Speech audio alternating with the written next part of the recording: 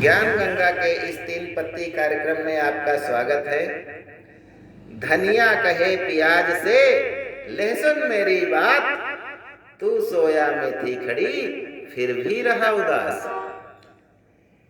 इसका क्या अर्थ है? इस संबंध में आप सोचेंगे, तब तक मैं आगे की बात बताना चाहता हूं कि हमारे जो मेवाड़ प्रदेश जो था उसके जो राजा हुए हैं, मेवाड़ की राजधानी, मेवाड़ एक राज्य का नाम है और उसकी राजधानी चित्तौड़गढ़ है। चित्तौड़गढ़ को जब अकबर की सेना ने घेर लिया था तो अंदर जो वीर फंसे हुए थे वे बहुत क्रसकाय हो गए थे, क्योंकि वहां अनाज और कोई भी राशन सामग्री नहीं पहुंच पा रही थी। किले के लोग बहुत व्याकुल हो गए थे और महाराणा प्रताप को तो पहले ही वहां से किले से निकाल दिया गया था जब, और अकबर की जो सेना थी 1 लाख की से अधिक की संख्या में थी, वह किले को, चित्तौड़गढ़ के किले को घेरे खड़ी थी। किले में भूखमरी फैल गई, लोग भूखे मरने लगे। तब जो वीर बचे थे, पत्ता था और भी क्षत्रिय वीर जो रह गए थे किले की रक्षा के लिए, उन्होंने सागा की रस्म अदा की। सागा की रस्म क्या होती है कि जब हम जानते हैं कि हमारी मृत्यु निश्चित है तो तुलसी के 3 पत्ते अपने मुंह में दबा करके, होंठों दांतों के बीच दबा लेते हैं और तलवार लेकर के निकलते हैं। जब तक शरीर में प्राण रहते हैं तब तक दुश्मनों से युद्ध करते हैं और अंत में वीर गति को प्राप्त होते हैं। ये सागा का युद्ध हुआ। और एक बार जब राजा रतन सिंह और पद्मावती का राज्य था, तब भी उसको घेर लिया गया था। तब किले में कोई सामग्री नहीं पहुंचने दी गई थी और राजा रतन सेन और जो भी वहां क्षत्रिय थे, अलाउद्दीन खिलजी के घेरे से तंग आकर के बहुत अधिक दुबले होने लगे थे, कुछ भी खाने को नहीं रह गया था। तब राजा रतन सेन ने खुद क्षत्रिय वीरों के साथ सागा की रस्म अदा की थी। तुलसी के पत्ते मुंह में दबा करके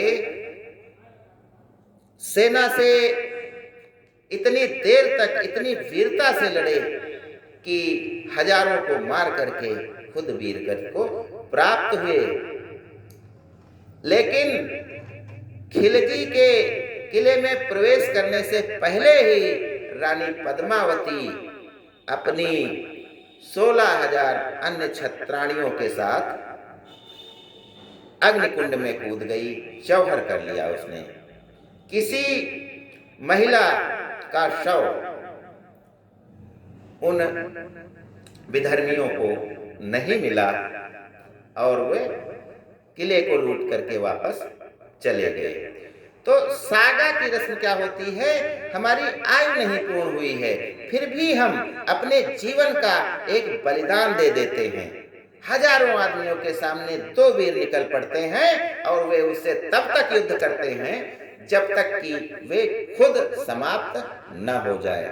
तो सागा का मतलब है कि हमारी उम्र तो बहुत है, लेकिन हम अपने जीवन का युवावस्था में या बाल्यावस्था में ही समापन कर देते हैं, तो इसे सागा की रस्म कहा जाता है। और जो मैंने ये आपसे अभी कहा, धनिया धनिया कहे प्याज से, लहसुन मेरी बात, तू सोया में थी खड़ी फिर भी रहा उदास।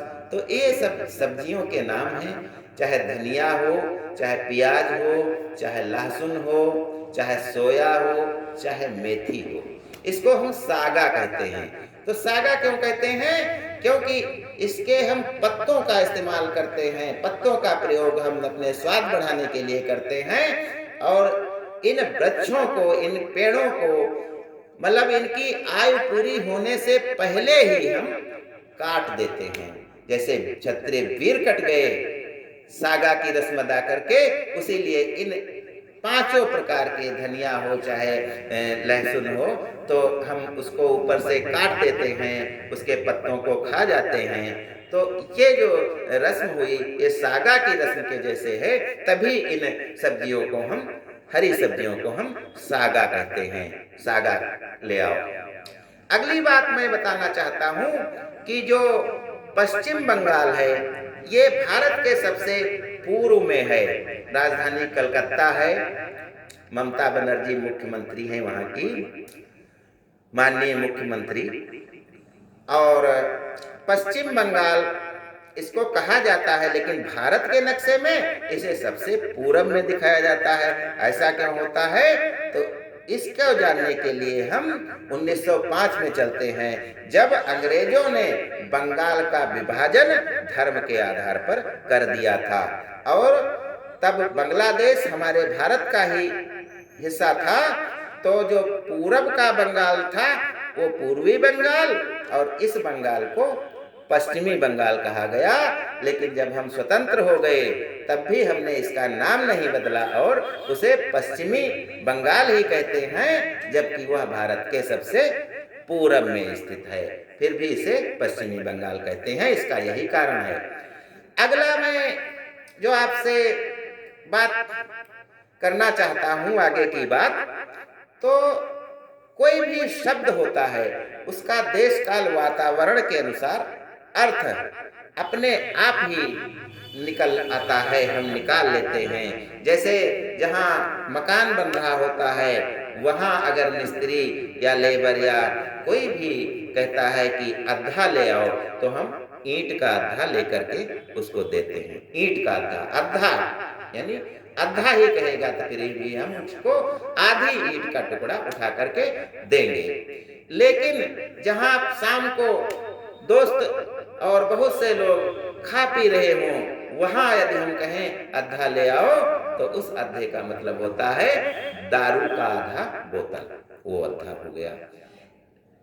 और यदि हम कहें कि हम अद्धा में बैठ करके, पहले जैसे लोग बैठ के रथ में जाते थे, आम आदमी डल्लब पे बैठ करके जाते हैं थे, तो घोड़े तो सबके पास नहीं होते थे, तो छोटे सी गाड़ी तैयार करते थे और उसको बैल खींचते थे और वो बहुत तेज भगाते थे, तो उसको भी अद्धा कहा जाता था। तो देश काल और वातावरण के अनुसार हम अर्थ इनका, शब्दों का बदलते रहते हैं।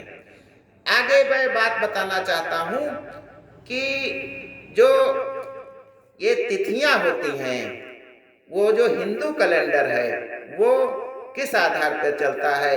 क्योंकि कभी कहेंगे पंचमी आज दिन में 2 बजे से लगेगी, कहीं रात में 10 बजे से लगेगी, तो ये सब लोगों की समझ में नहीं आता है। इसका ये कारण है कि हमारा हिंदू कैलेंडर जो बना है वो चंद्रमा की गतियों के आधार पर बना है, जो 27 दिन में और कुछ और समय में सूरज का, हमारी पृथ्वी का एक चक्कर लगाती है, तो उसकी गतियों के अनुसार हम ये तिथियां निर्धारित करते हैं। तो वो कोई दिन या रात के हिसाब से चंद्रमा तो चलता नहीं है, और जब अगली तिथि लगती है तो कहीं 12 बजे से लगी, कहीं 4 बजे से लगी। इसका ज्ञान ज्योतिष में है, हमारे हिंदू कैलेंडर में है। अगली बात मैं बताना चाहता हूँ कि जब पानी में हम बहुत अधिक देर तक रहते हैं तो हमारे ये पानी की ये जो उंगलियां हैं ये सिकुड़ जाती हैं, पैरों की भी सिकुड़ जाती हैं। तो ऐसा क्यों होता है?